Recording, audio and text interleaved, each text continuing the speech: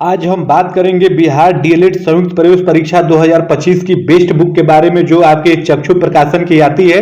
अगर आपको बिहार डीएलएड संयुक्त प्रवेश परीक्षा 2025 की परीक्षा देनी है, उस परीक्षा में आपको अच्छा करना है, सरकारी कॉलेज आपको चाहिए, तो ये बुक आपके लिए रामबाण साबित होगी। क्योंकि इस बुक में आप देखेंगे हर एक टॉपिक को काफी अच्छे तरीके से सरल भाषा में आपके लिए समाहित किया गया है, दिया गया है। तो आप इसको एक बार लेके पढ़ेंगे तो अपने आप को बहुत मजबूत स्थिति में पाएंगे, और किसी भी परीक्षा को एकदम मजबूत स्थिति में अपने आप को पाने के लिए प्रैक्टिस सेट भी लगाना काफी महत्वपूर्ण हो जाता है। तो आप देखेंगे कि चक्षु प्रकाशन का आपका प्रैक्टिस सेट भी आता है दोस्तों, तो अगर उसको लेके भी आप हल करते हैं तो और आप अपने आप को मजबूत स्थिति में पाएंगे। और ये बुक आप देखेंगे आसानी से आपको फ्लिपकार्ट, अमेजन, स्नैपडील और इनके वेबसाइट पे जाके भी आप वहां से ऑर्डर कर सकते हैं। आपको घर बैठे ये बुक आपको प्रोवाइड करा दी जाएगी।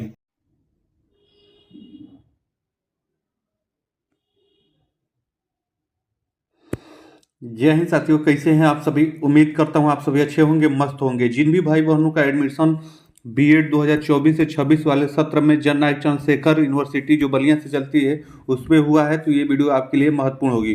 क्योंकि आप देखेंगे कि इस वीडियो में मैं आपको बताऊंगा कि प्रैक्टिकल की फाइल में आपको क्या लिखना है। ये मैंने पहले ही आपको बताया हुआ है कि बीएड पहले सेमेस्टर में प्रैक्टिकल की आपको 3 फाइल बनानी है। तो इस वीडियो में हम बात करेंगे माइक्रो टीचिंग फाइल के बारे में। जी हाँ मेरे भाई, एक एक अलग अलग वीडियो में बना के आपको एक एक आपकी पाठ्य योजना के बारे में बता दे रहा हूँ। उतना ही आप लिख लीजिए, आपका फाइल पूरा हो जाएगा। तो इस प्रैक्टिकल की फाइल में, मैं माइक्रो टीचिंग की फाइल में आपका पहला पाठ्य योजना सूक्ष्म शिक्षण, पहला पाठ्य योजना में आपको क्या लिखना है सारा मैं बता रहा हूँ। आप स्क्रीनशॉट ले लीजिएगा, केवल इसको आप लिख लेंगे तो आपकी फाइल पूरी हो जाएगी। और बीएड की प्रैक्टिकल फाइल आपको 3 बनानी है, ये मैंने पहले ही आपको बताया हुआ है। धीरे धीरे करके एक एक आपका आप पाठ्य योजना मैं बता दूंगा। तो आप देखेंगे कि आपको कॉलेज से इस प्रकार की एक फाइल मिलेगी, जिसपे कॉलेज का आपका नाम रहेगा, इस प्रकार के सारा रहेगा। अगर ये आपको कॉलेज से नहीं मिलता है तो आप दुकान से जो फाइल आता है प्रैक्टिकल का, उसको भी लेके उस पर लिख सकते हैं। उसके बाद हम आगे बढ़ेंगे, इसके अंदर आपको क्या लिखना है, तो इस प्रकार से आपको लिखना है। पहला आप हेडिंग डालेंगे सूक्ष्म शिक्षण पाठ्य योजना प्रथम के बारे में। केवल एक ही मैं आपको बताऊंगा, छोटी छोटी वीडियो रहेगी। इसके बाद मैं दूसरा, तीसरा, चौथा, 10 के आसपास में आपको लिखने होते हैं, मैं सारा आपको 10 वीडियो के माध्यम से बता दूंगा। तो उसके बाद आप हेडिंग डालेंगे कौशल में आपका उद्देश्य कथन और लेखन आप डाल दीजिएगा। उसके बाद दिनांक की जब आपके कॉलेज वाले भरवाएंगे तब भर लीजिएगा। कक्षा आप भर दीजिएगा 7वीं। उसके बाद विषय आपका विज्ञान है, ये क्लास भी आपके कॉलेज की तरफ से बताया जाएगा, तब आप वहाँ पे भर लीजिएगा। अवधि आपका 6 मिनट का रहेगा। उसके बाद ये आप हेडिंग देने के बाद उसके बाद आगे बढ़ेंगे तो प्रकरण लिखिएगा। प्रकरण लिखेंगे, प्रकरण में आप मिश्रण लिख दीजिएगा।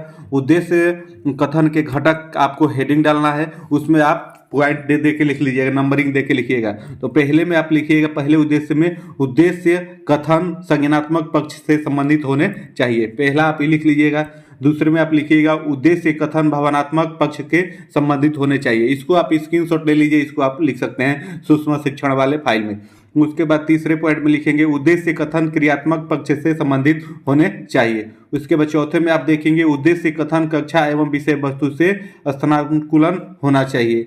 उसके बाद आप देखेंगे 5वें उद्देश्य में उद्देश्य कथनों को व्यवहारपरक रूप से लिखा जाना चाहिए। उसके बाद ऐसे आगे बढ़ेंगे तो एक और है, इसमें आप लिखेंगे 6ठे में उद्देश्य कथन अधिगम लक्ष्यों की पूर्ति करते हुए होने चाहिए। इस प्रकार से आप लिख लीजिएगा। उसके बाद आगे बढ़िएगा, उसी फाइल में आपको आगे हेडिंग फिर से डालनी है। पहले ही पाठ्य योजना में आपके शिक्षण संबंधित व्यवस्था, शिक्षण संबंधित आप व्यवस्था क्या करेंगे ये आप हेडिंग डालिएगा। तो प्रस्तुत प्रकरण के मध्यम के उपरांत आपको क्या करना है, पहले आप ऊपर वो बता लेंगे, उसके बाद आपको क्या करना है वही आपको इसमें फाइल में लिखना होता है। तो उसके बाद आप देखेंगे कि आप ये लिखेंगे, एक तरफ आप छात्र अध्यापक क्रिया लिख लीजिएगा, फिर में एक कॉलम बना के विद्यार्थी क्रिया लिख लीजिएगा। उसके बाद आप घटक आपको लिखना होगा। तो पहले पॉइंट में आप लिखिएगा विद्यार्थी मिश्रण को कक्षा में बताए अनुसार परिभाषित कर सकेंगे। उसके बाद दूसरे पॉइंट में आप लिखेंगे विद्यार्थी मिश्रण के प्रकारों को लिख सकेंगे। तीसरे पॉइंट में आप लिखिएगा विद्यार्थी घरेलू जीवन में प्रयोग होने वाले मिश्रण के कुछ उदाहरण बता सकेंगे। चौथे में आप लिखिएगा विद्यार्थी दिए गए कुछ पदार्थों के मिश्रण तैयार कर सकेंगे। तो इतना आप लिख लेंगे, 4 पॉइंट लिख लेंगे। उसके बाद विद्यार्थी क्रिया में आप लिख दीजिएगा है कि शांतिपूर्वक सभी विद्यार्थी आपके सुन रहे हैं। तो घटक में आप इस प्रकार से लिख लीजिएगा, पहले वाले में 1, 4 उसके बाद 5 6 और दूसरे घटक में आप देखेंगे 1 3 4 5। इस प्रकार से तीसरे घटक में आप वहाँ पे लिख देंगे 1 4 5 6। इसके बाद आप चौथे घटक में लिख दीजिएगा 1 3 4 5 6। इस प्रकार से लिख दीजिएगा। उसके बाद ऐसे आप आगे बढ़िएगा तो आगे बढ़िएगा। उसके बाद निरीक्षण अनुसूची आपको बनानी है। निरीक्षण अनुसूची की आप हेडिंग डालिएगा।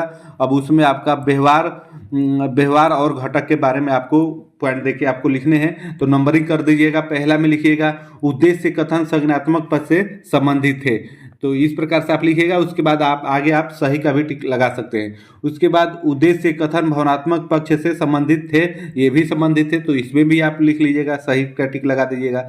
उसके बाद तीसरे पॉइंट में लिखिएगा उद्देश्य कथन मनोज्ञानात्मक पक्ष से संबंधित है, एकदम थे, तो इसको भी आप सही का टिक लगा लीजिएगा। उसके बाद चौथे में लिखिएगा उद्देश्य कथन कक्षा में विषय वस्तु के स्थानानुकूल थे, एकदम, इसको भी आप सही में टिक लगा लीजिएगा। तो इस प्रकार से आपको आगे लिखते हुए जाइएगा। उसके बाद 2 पॉइंट आपके और हैं, इसमें आप लिखेंगे कि उद्देश्य कथन व्यवहारपरक रूप से लिखे गए थे, एकदम सही है। उसके बाद उद्देश्य कथन अधिगम तथ्यों की पूर्ति करते थे, ये भी आपका सही है। इस प्रकार से आपको 6 पॉइंट इसमें देने हैं। उसके बाद आप टिप्पणी लिख दीजिए। अगर टिप्पणी लिखे, टिप्पणी में आप अपने विचार लिखने होते हैं, तो इसलिए मैं यहाँ पे लिखा नहीं हूँ, मैं बाद में लिख लूंगा, लेकिन यहाँ पे आप अपने अपने विचार आपको लिखने हैं। इसके बारे में सारा 5-6 लाइन 7 लाइन लिख लीजिएगा, इससे ज्यादा आप न लिखिएगा। तो इस प्रकार से आप देखेंगे कि जो आपका पहला पाठ्य योजना है सूक्ष्म शिक्षण के अंतर्गत जो मैंने आपको बताया, सूक्ष्म शिक्षण पाठ्य योजना, ये आपको 10 से ऊपर ही बनाने हैं। कोई 10 12 15 भी लिख लेंगे तो कोई दिक्कत नहीं है, उतने पे ही आपका काम हो जाना है। तो ये सूक्ष्म शिक्षण पाठ्य योजना पहला था, मैंने आपको बता दिया। पहले में केवल आपको इतना ही लिखना है मेरे भाई, इतना आप लिख लीजिए माइक्रो टीचिंग की फाइल में, तो ये आपका एक पाठ्य योजना हो गया। इसी प्रकार से मैं आगे आपको अलग अलग वीडियो बना के, छोटे छोटे वीडियो बना के आपको बता दूंगा। आप इसका स्क्रीनशॉट भी ले सकते हैं, स्क्रीनशॉट लेके लिख लीजिए, और वरना आप हमारे टेलीग्राम ग्रुप से जुड़ जाइए, वहां पे मैं इसका PDF भी भेज दूंगा, तो वहां से भी आप देख के लिख लीजिएगा। तो फिर मिलते हैं अगली वीडियो में, तब तक के लिए आप सभी को जय हिंद, धन्यवाद।